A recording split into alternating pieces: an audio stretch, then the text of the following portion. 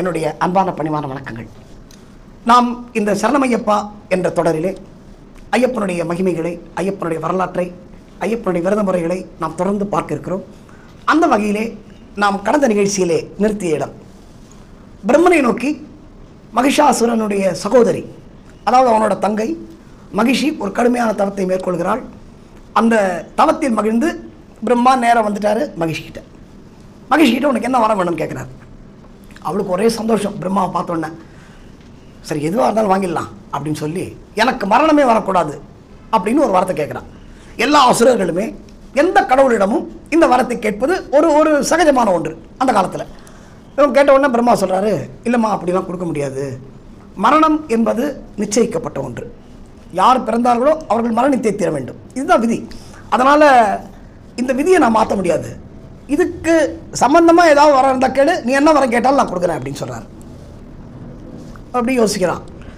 என்ன கேட்கலாம், பிரம்மாவை எப்படி மடக்கலாம் பார்க்கலாம் அப்படின்னும் போது அவள் ஒரு வரத்தை கேட்குறா. வித்தியாசமான வரம் என்று சொன்னேன்.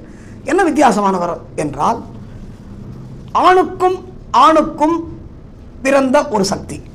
அவள் கேட்குறா பாருங்க, இது நடக்கிற காரியமான்னு பாருங்க. ஆணுக்கும் ஆணுக்கும் பிறந்த ஒரு சக்தி 12 ஆண்டுகள் மனிதனாக வாழ்ந்த ஒரு பாலகனால் தான் எனக்கு மரணம் நேர வேண்டும் அப்படின்னு கேட்குறான். நான் திருப்பி சொல்கிறேன். ஆணுக்கும் ஆணுக்கும் பிறந்த சக்தி 12 வயசு வரைக்கும் மனிதனாக பிறந்து வளர்ந்தவனால் தான் எனக்கு மரணம் நேர வேண்டும். மகிழ்ச்சி கேட்ட வரம் இதான். பிரம்மா கொஞ்சம் யோசிக்க வேண்டாம், யோசிக்கவே இல்லை. ஏன்னா இறைவனுடைய திருவிளையாடல், இறைவனுடைய கட்டளை. நான் நிறைய பேர்ட்ட நான் சொல்கிறது உண்டு. இந்த இதிகாசங்கள் புராணங்களிலே இது கதை என்று சில பேர் சொல்வார்கள். அது கதை அல்ல. அதில் நம்ம இருக்கிற நல்ல விஷயங்களை நாம் எடுத்துக்கொள்ள வேண்டும். அதுதான் ரொம்ப முக்கியமான விஷயம். அது மட்டும் இல்லாமல் இறைவனுடைய விஷயத்திலே இந்த ரிஷி மூலம் நதி மூலம் பார்க்கக்கூடாது என்ற ஒரு பழமொழி உண்டு. அதே மாதிரி இது இறைவனுடைய கட்டளை, இறைவனுடைய திருவிளையாடல். மகிழ்ச்சி அந்த மாதிரி தான் சங்கரிக்கப்பட வேண்டும், அப்படி தான் கொல்லப்பட வேண்டும் என்று நியதி, விதி. அப்போது மகிழ்ச்சி கேட்டவுடனே பிரம்மா கொஞ்சம் கூட யோசிக்காமல் தந்தேன் இந்த அப்படின்னு கொடுத்துட்டார். கொடுத்த உடனே அவளுக்கு ஒரே சந்தோஷம். அவளுக்கு என்னன்னா, அவள் அரைக்கி தானே, அவங்க புத்தி கொஞ்சம் கம்மி. அவள் என்ன யோசிக்கிறா, எப்படி ஆணுக்கும் ஒரு குழந்தை பிறக்கின்ற ஒரு இது வரும், சான்ஸே இல்லை. ஆனால் நம்மளுக்கு மரணமே இல்லை, பிரம்மா ஏமாந்துட்டாரு அப்படின்னு அவன் நினச்ச ஒரே சந்தோஷம். வழக்கம் போல் அவளுடைய கொடுமைகள் ஆரம்பிக்கின்றன. நேர தேவலோகத்துக்கு போகிறா. இந்திரன் அடிக்கிறா, யமன், வாயு, வருணன், அக்னி பகவான் எல்லாரும் தலை தெறிக்க ஓடுகிறார்கள். எங்கே ஓடுறாங்க? நேர மகாவிஷ்ணுட்டு ஓடுறாங்க. ஏன்னா பிரம்மா தானே வரம் கொடுத்தாரு, அவரு கேட்ட பிரயோஜனம் இல்லை. நேர மகாவிஷ்ணுட்டு ஓடுறாங்க. மகாவிஷ்ணுட்டு ஓடும்போது மகாவிஷ்ணு சொல்கிறாரு, என்ன பிரம்மா இது மாதிரி யோசிக்காமல் ஒரு வரத்தை கொடுத்துருக்க, நீ இது யோசிக்க வேண்டாமா நீ அப்படின்னு கேட்டிருக்காரு. கேட்டோன்னே இல்லை அவளது பக்தியில் இல்லை, இந்த பக்தியில் மயங்கினா அதெல்லாம் வேறு விஷயம், இதை மாதிரி நீ கொடுத்துருக்கூடாது. சரி இதுக்கு என்ன முடிவு அப்படின்னும் போது நீங்கள் தான் சொல்லணும் அப்படின்னு மகாவிஷ்ணு சொன்னாராம். இதுக்கு நான் முடிவு எடுக்க முடியாது, ஒன்று பண்ணுவோம், நம்ம எல்லாம் நேர கைலாசத்துக்கு போய் பரமேஸ்வரனிடம் சரணடைவோம், அவர் என்ன வழி சொல்கிறாரோ அதுபடி நடப்போம். ஏன்னா கொடுத்த வரத்தை திரும்பி வாங்க முடியாது, கொடுத்த வரத்தை மீற முடியாது இப்போ யாருமே. ஏன்னா அவளும் பார்த்துட்டு கேட்டா ஒரு வரம் வாங்கியிருக்கா, அதனால இப்போ அவளை தடுக்க முடியாது, அவளுடைய கொடுமைகளை யாரும் தடுத்து நிறுத்த முடியாது. இதுக்கு யார் ஒரே வழி பண்ணணும் அப்படின்னா சிவன் தான் வழி பண்ணணும் இல்லையா? அப்போ நம்ம சிவன்கிட்ட போகலாம் அப்படின்னோடனே எல்லோரும் தேவாதி தேவர்கள், மகாவிஷ்ணு, பிரம்மா உட்பட எல்லோரும் சிவனிடம் போய் கேட்கிறார்கள். சிவன் பார்த்து சரி பிரம்மா ஏதோ ஒரு தவறான வரத்தை கொடுத்து விட்டார், இப்போ அடுத்தது என்னன்னு யோசிப்போம் அப்படின்னு யோசிக்கிறாங்க. இப்போது அங்கே கட் பண்ணிவிட்டு இப்போ பூலோகத்துக்கு வருவோம். பூலோகத்துக்கு வரும்பொழுது பூலோகத்திலே ஒரு புறம் மகிஷியுடைய ஆட்சி, அந்த அரக்கியுடைய ஆட்சி, மற்றொரு புறம் பத்மாசுரன் என்பவனுடைய ஆட்சி. இந்த பத்மாசுரன் இருக்கான் பாருங்க. இப்போது சிவன் ஏன் இப்போ பாருங்களேன், இந்த புராணங்கள் இதிகாசங்கள் எல்லாமே ஒவ்வொரு லிங்கோட தான் இருக்கும். இதில் மாறுபட்டே இருக்காது, ஒவ்வொரு லிங்க் இருக்கும். இந்த 3 தெய்வங்கள் வரம் கொடுத்தாலும் 3 தெய்வங்கள் கொடுத்த வரங்களுக்குள்ள ஒரு லிங்க் இருக்கும். இப்போ பத்மாசுரனுக்கு வருவோம். பத்மாசுரன் கடுமையான தவம் செய்து, ஏன்னா அவனும் அசுரன் தான், அவனும் ராட்சசன் தான். பத்மாசுரன் ஒரு கடுமையான தவத்தை செய்கிறான். யாரை நோக்கி? சிவனை நோக்கி. மகிஷி யாரை நோக்கி தவம் பண்ணா? பிரம்மனை நோக்கி. பத்மாசுரன் சிவனை நோக்கி. சிவன் நோக்கி தவம் பண்ணுறதுனா, சிவன் நேரம் வருதுன்னா எவ்வளோ பெரிய தவம் பண்ணியிருக்கணும், ரொம்ப பெரிய ஒரு தவ வலிமை இருந்தால் தான் அது நடக்கும். கடுமையான தவம், பல வருஷங்கள் பத்மாசுரன் தவம் பண்ணுறான். தவம் பண்ணும்போது சிவனே அந்த தவத்தில் மயங்குறாரு. அதனால தான் இப்போ இந்த நேரத்தில் பிரம்மா வரம் கொடுத்துட்டார் பக்தியில் மயங்கி அப்படின்னு சொல்லும் பொழுது சிவனால் ஒன்றுமே மறுத்து பேச முடியல. ஏன்னா அவரும் இந்த மாதிரி வரம் கொடுத்து ஏமாந்துருக்காரு. அந்த கதையை தான் நாம் இப்பொழுது பார்க்க போகிறோம். இப்போ பத்மாசுரன்ட்ட சிவன் வந்துட்டார்.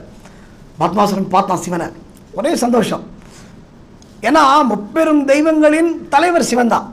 நம்ம என்னதான் படைத்தல் காத்தல் அழித்தல் 3 தொழிலை கொண்டிருந்தாலும் கூட அந்த 3 தெய்வங்களும் சிவனுக்கு பவர் ஜாஸ்தி. ஏன்னா சிவன் தான் அதில் முதல். இப்போது சிவனுடைய சக்தியை நம்ம வாங்கணும் அப்படின்னு அவனுக்கு ஆசை. அது முடியாது. இவன் கேட்குறான் பத்மாசுரன், வழக்கம் போல் அசுரர்கள் கேட்கின்ற ஒரு யூஷுவல் டைலாக், ரெகுலர் டைலாக். அது என்னென்னா, எனக்கு மரணம் வரக்கூடாது. இல்லை, முடியாது. சிவன் சொல்லிட்டார், வேறு ஏதாவது கேளு, கொடுக்குறேன் அப்படின்னு ஒன்று பத்மாசுரன் யோசிக்கிறான். இப்போ பத்மாசுரன் எந்த ஆங்கிளில் யோசிக்கிறான் அப்படின்னு சொன்னால், நம்மால் தேவர்கள் நிம்மதியாக இருக்கக்கூடாது, தேவர்களால் சந்தோஷமாக இருக்கக்கூடாது, அவங்களால இருக்கவும் முடியாது, ஏன்னா நம்மளோட ஆட்சியில், அதனால் அவங்கள ஏதாவது பண்ணணும் அப்படின்னு ஏதோ யோசிச்சு என்ன பண்ணுறான் பத்மாசுரன் சிவன்கிட்ட கேட்குறான், நான் யார் தலையில் கை வைக்கிறேன்னோ அவங்க சாம்பலாயிடணும் அப்படின்னு சொல்கிறான்.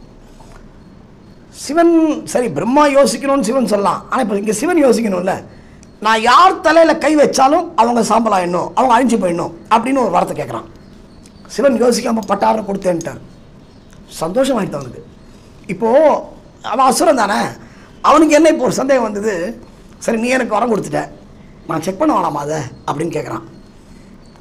தாராளமாக பண்ணிக்கோ. அப்போ கூட சிவனுக்கு அந்த ஆபத்து தெரியல, தாராளமாக பண்ணு, நான் இப்போ யார் தலையில் கை வச்சாலும் அவங்க மரணம் நிச்சயம் தானே அப்படின்னு கேட்குறான். திருப்பி கன்ஃபார்ம் பண்ணுறான். கண்டிப்பாக இவன் ரீகன்ஃபார்ம் பண்ணிட்டானா, சரி நான் யார் தலையில் தேவர்கள் தலையில் கை வச்சாலும் அவங்க அழிஞ்சிடுவாங்க இல்லையா, ஆமாம். அசுரர்கள் தலையில் கை வச்சாலும் அழிஞ்சிடுவாங்க, ஆமாம் அழிஞ்சிடுவாங்க. அப்புறம் டெஸ்ட் பண்ணி பார்க்கணுமே, இதை தாராளமாக டெஸ்ட் பண்ணி பாரு அப்படின்னு சொன்னதுக்கு அப்புறம் தான் சுற்றி கித்தி பார்க்குறாரு, யாரும் கிடையாது காட்டில். அப்போ தான் சிவனுக்கு அந்த தன்னோட வரத்தோட ஆபத்து தெரியுது. ஐயோ நம்ம தனியாக மாட்டிட்டோம் இவன்ட்ட அப்படின்னு. இறைவனாக இருந்தாலும் கொடுத்த வரத்தை திரும்ப வாங்க முடியாது இல்லையா. இப்போ சிவனுக்கு அந்த பயம் வந்துருச்சு, ஐயோ இவன் நம்ம தலையில் கை வச்சிட போகிறான்டா அப்படின்னு. இப்போ பத்மாசுரனுக்கு சந்தோஷமாயிடுது. அப்போ நான் உங்களையே தலையில் கை வைக்கலாமா அப்படின்னு கேட்குறான்.